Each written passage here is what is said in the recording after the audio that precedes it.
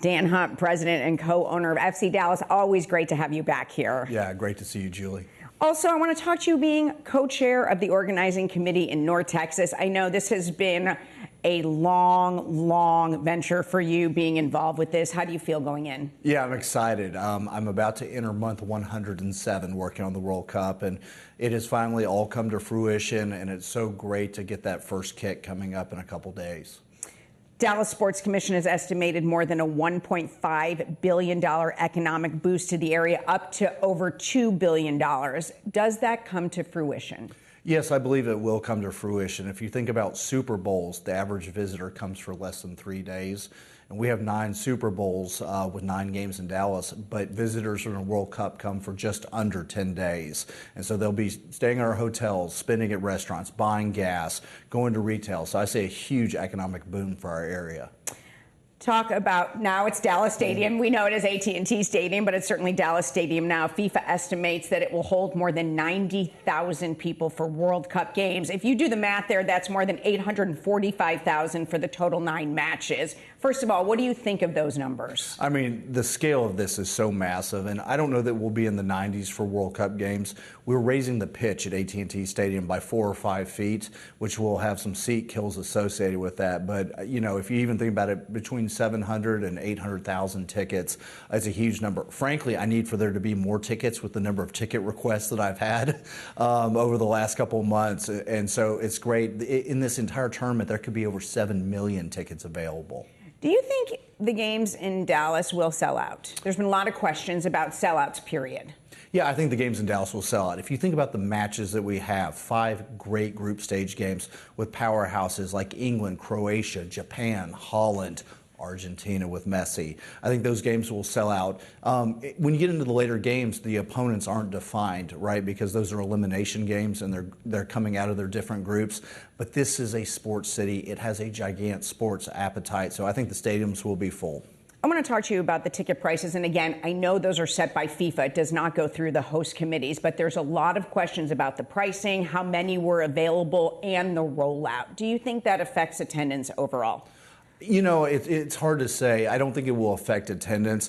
The rollout is a little bit non-traditional, how we would do it in American sports, but FIFA has their way of doing it. And you know, they've gotten some criticism over the prices, and they went back and repriced some cheaper tickets. And what I would say, you know, is there's a market demand for this, and the revenue they generate from the World Cup supports soccer globally. Their initiatives from grassroots to growing the men's game, growing the women's game, all the money associated with prize money, player money to clubs, and just in developing nations and helping the game along. And this is really their pinnacle, you know, tent pole moment that they have every 4 years. And so I know it's a delicate balance, right? You want it affordable for fans because fans make the game, but you also need to be able to have, you know, the money to help support the game for the next 4 years. Soccer is obviously extremely important to you. You are actually a sponsor in Dallas for the World Cup. You are a personal sponsor. Let's talk a little bit about why you decided to do that. Yeah, I'm proud to be a hometown supporter for Dallas. It was important to me. I mean, I can put my time and effort behind this, which, like I said, has been almost 107 months. And it also shows, though, my enthusiasm for it to put financial support. I want this to leave a lasting legacy, and that support will go to help creating mini pitches and communities around in areas that need fields, safe spaces for kids to play soccer, and it also helps support our local organizing committee. I mean, putting on a World Cup is incredibly expensive, and also we have this gigantic fan fest at Fair Park for those that aren't going to World Cup matches. We'll have 35,000 people a day at Fair Park. You've not specified how much you have put in personally. Is it over $1 million? It's a multi-million-dollar investment, and I'm proud to do it. This is me supporting soccer and also supporting the game I love so much. I want to take a step back here. Your father, when you look at it, just instrumental in beginning Major League Soccer in the United States. What's so interesting to me is he too served as a co-chair of the Dallas Host Committee. That's back in 1994. Emotionally, what has this been like for you? It's been an amazing journey, is what it's been like. So many of the similarities, the hard work that goes into it, the countless meetings, speaking engagements, raising enthusiasm, fighting for the International Broadcast Center. He was so proud of that in 1994, having it at Fair Park. We get to have it again here in Dallas at the Kay Bailey Hutchinson Convention Center. This is where the storytelling of World Cup 2026 will take place, broadcasting back to almost 200 countries. And that was so important to him, and I see it now as I'm more an older adult and experiencing this and being able to share those commonalities. It really is that connection. My dad's been gone for a long time now, but it touches the heart. It really brings you back to so many happy memories. He was so proud to bring the World Cup to Dallas in 1994. You were there, and you've been to every World Cup since. You just kind of went through a laundry list of all the games you've been to in all the places. Is there anything that specifically stuck out to you? Oh, I mean, there's so many memories. I've been to every World Cup since 1986, seen over 130 World Cup matches. Here's what sticks out to me, and this is my big hope for our visitors and guests and the locals going to games, that you create lifetime memories with families and friends. There have been so many great memories, so many great experiences, experiencing cultures. I hope our visitors get to experience this Texas hospitality. We do it bigger and better than anyone else. Your family's invested so much into Major League Soccer over the years. It's the most popular sport in the world, but here in the United States, it's not football, basketball, baseball. Why do you think it's taking this long for soccer to really make those inroads? Well, if you really think about Major League Soccer, we're only, 31 plus years old now. If you think about the game in Europe, a lot of these leagues and teams are over 100 years. So they have this unbelievable history, much longer than anything we've seen so far in soccer. And if you look at where Major League Soccer has come from 1996 to today, I mean, it's just a monumental shift. So I think we're on this unbelievable trajectory. It's not the NFL, it's not the NBA, but my father was a big believer that in 50 years, soccer could catch those leagues. One area where soccer is growing exponentially, and you're very involved, is youth sports. Youth sports, it's right.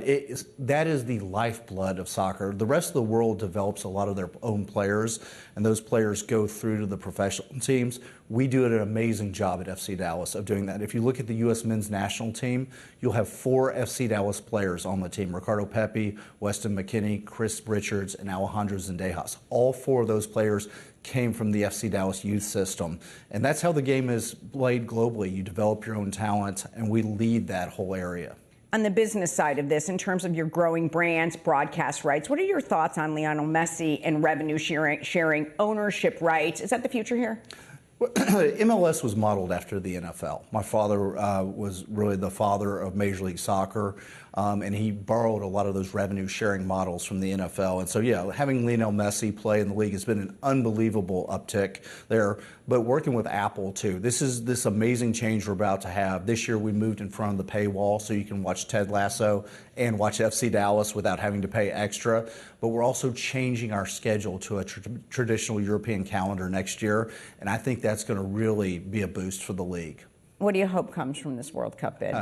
A couple of things. Like I said, lifetime memories for family and friends. I hope it inspires the American Messi. I hope it inspires a young person who wasn't going to pick soccer to wind up picking Major League Soccer, picking FC Dallas, developing here. I think that will be great for the game.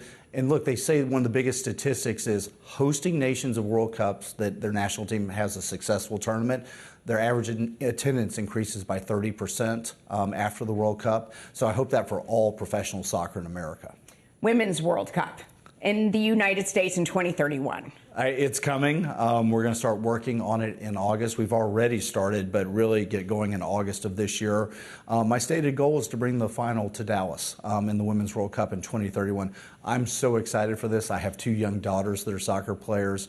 I want to show them that anything is possible, and to get to share more of the beautiful game with local citizens or my fellow Texan, it's going to be an incredible honor, and welcome more global guests to Dallas. I want to know what keeps you up at night as you put this bid together. Honestly, it's the scale of it. When you think about the number of people that are coming to this market, we are a spread out community. And I think my biggest surprise in all of it, and the thing I'm maybe most proud of, is how our entire community has worked together. Dallas and all the suburbs have worked together in such a great fashion. Transportation is obviously a big issue that a lot of people talk about, safety and security, but we have come together in a great way. Monica Paul has been an unbelievable leader for us. I mean, you have been everywhere in the past 2 years, really. Yeah, it's been quite a travel around talking about World Cup across the United States and specifically here in the Metroplex. It's great to share the story, but it's different than 1994. So few people knew the World Cup was coming in 94. Everybody knows it's coming in 2026. Speaking of looking past the World Cup, we do have an inordinate amount of subscribers from Buffalo, New York to the Texas edition. And what do you think about playing on Thanksgiving against the Bills in our new stadium, which I just do want to let you know is supposed to be much better with lake effect winds? Yeah, you know what? That has turned into a fierce rivalry, and if the best rivalry. It really is. And you got two top quarterbacks there and two great teams. My brother recently toured the stadium before it opened, and he said it's going to be really impressive there. So I'm hoping I have a happy Thanksgiving, and maybe not the same for you, but it's going to be an exciting football season. I mean, the NFL is an amazing product, right? And the way these quarterbacks are driving these teams, I can't remember a generation in the NFL of having better quarterbacks, and that on-field product is unreal.